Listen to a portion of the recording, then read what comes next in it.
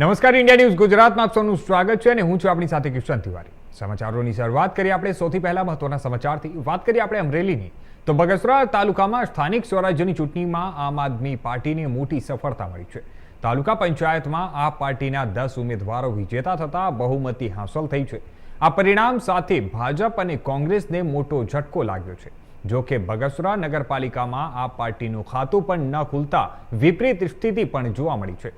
ચૂંટણી પરિણામ બાદ ધારાસભ્ય ગોપાલ ઇટાલિયાની ઉપસ્થિતિમાં એક સ્નેહ મિલન કાર્યક્રમ યોજાયો હતો, જેમાં જીતેલા તેમજ હારેલા ઉમેદવારોને સન્માનિત કરવામાં આવ્યા હતા।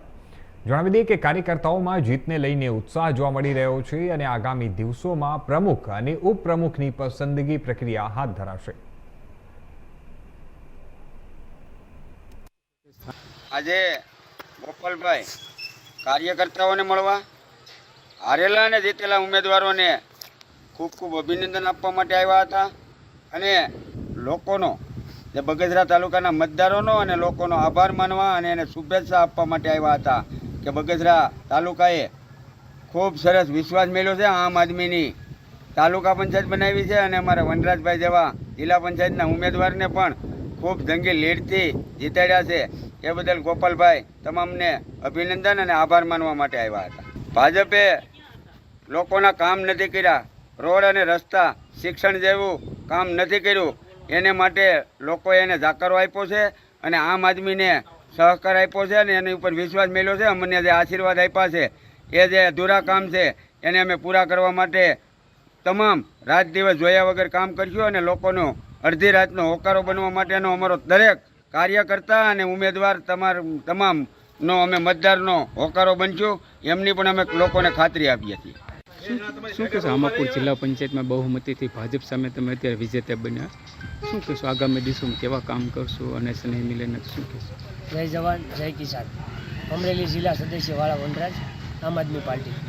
હવે જો કે આમાપુર જિલ્લા પંચાયતમાં આવતા તમામ ગામડાઓ જેવા કે 16 ગામ, એ લોકોએ મારી ઉપર જે વિશ્વાસ મૂક્યો છે એનું કારણ માત્ર ને માત્ર એ છે કે ભાઈ અહીંયા છેલ્લા કેટલા વર્ષથી તાલુકા પંચાયત, જિલ્લા પંચાયત અથવા તો સરપંચથી લઈ ગાંધીનગર પાર્લામેન્ટ સુધી ભાજપનું શાસન હોય, પરંતુ લોકો, નાના મજૂરો, ખેડૂત વર્ગ, ખેડૂત તમામ લોકો થાક્યા હતા, કારણ કે ટાઈમે ખાતર ના મળે અથવા તો કોઈ જગ્યાએ તમે જુઓ તો કોઈ સારા વ્યવસ્થા નહીં, સુવિધા નહીં, રોડ રસ્તાની તકલીફો પડે, અથવા તો જો કોઈ કામ થયું હોય તો કામ પૂરું ખૂબ કામ શું કે નબળામાં નબળું ક્વોલિટીવાળું કામ થતું હોય, એટલે જેવી કે ઘણી સમસ્યા હતી અને એ ગામના લોકો ખૂબ સારી રીતે સમજી ગયા હતા, જિલ્લા પંચાયતના લોકો।